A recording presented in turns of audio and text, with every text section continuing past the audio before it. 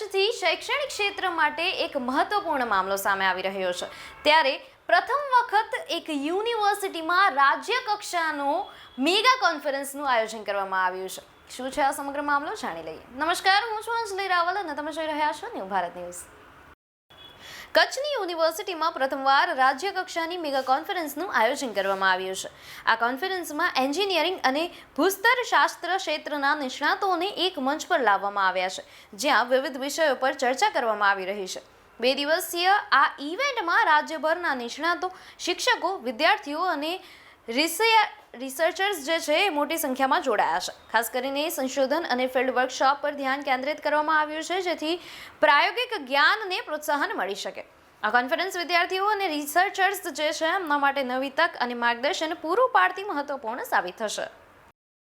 આપની પ્રતિક્રિયા અમને કોમેન્ટ સેક્શનમાં જરૂરથી જણાવશો અને જોતા રહેશો ન્યૂ ભારત ન્યૂઝ। નમસ્કાર।